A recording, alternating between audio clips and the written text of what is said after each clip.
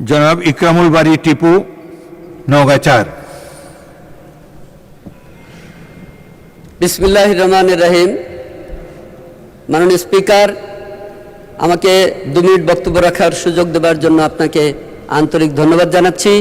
সেই সঙ্গে ধন্যবাদ জানাচ্ছি আমার নির্বাচনী এলাকা 49 নওগাঁ 4 মান্দা উপজেলার সর্বস্তরের জনগণকে, যারা আমাকে এই সংসদে এসে তাদের পক্ষে কথা বলবার জন্য সুযোগ করে দিয়েছেন। আমি 71 বিধিতে জরুরি জনগুরুত্বপূর্ণ বিষয় সম্পর্কে যে নোটিশ দিয়েছিলাম তার বিষয়বস্তু হচ্ছে আমার নির্বাচনী এলাকা মান্দা উপজেলায় সরকারিভাবে একটি শিশু হাসপাতাল স্থাপন করার প্রসঙ্গে। এ বিষয়ে আমি শুধু এটুকু বলতে চাই যে আমাদের মান্দা উপজেলা একক একটি উপজেলা নিয়ে একটি নির্বাচনী এলাকা গঠিত হয়েছে। এই এলাকার জনসংখ্যা প্রায় 5.5 লক্ষেরও উপরে। তার মধ্যে শিশুর সংখ্যা কত আমরা সহজেই অনুমান করতে পারি, এবং স্বাস্থ্য সেবা পাওয়ার যে অধিকার, মানুষের মৌলিক অধিকার, সেই অধিকারের সর্বোচ্চ গুরুত্ব দেওয়া উচিত আমাদের শিশুদের স্বাস্থ্যের জন্য।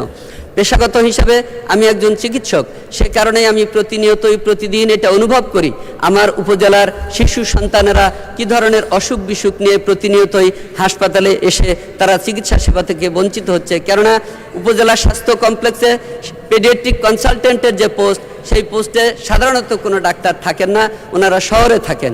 সঙ্গত কারণে শিশুরা এসে বিশেষজ্ঞ চিকিৎসকের পরামর্শ পান না, চিকিৎসা পান না। এইখানে যদি একটা শিশু হাসপাতাল সরকারিভাবে স্থাপন করা যেত, তাহলে সেখানে পর্যাপ্ত বিশেষজ্ঞ চিকিৎসক এবং সরকারি চিকিৎসা সুবিধার যত আধুনিক ব্যবস্থা রয়েছে সেগুলো রেখে আমাদের এই দেশের, বিশেষ করে আমার উপজেলার গরিব দুঃখী অসহায় শিশু সন্তানদের সুচিকিৎসার ব্যবস্থা আমরা করতে পারতাম। আমি এই নোটিশের মাধ্যমে মাননীয় স্বাস্থ্যমন্ত্রীর দৃষ্টি আকর্ষণ করছি, এবং একই সঙ্গে এই হাউজে যেহেতু আমাদের সংসদ নেতা মাননীয় প্রধানমন্ত্রী উপস্থিত রয়েছেন, তারও দৃষ্টি আকর্ষণ করি মান্দা উপজেলায় একটি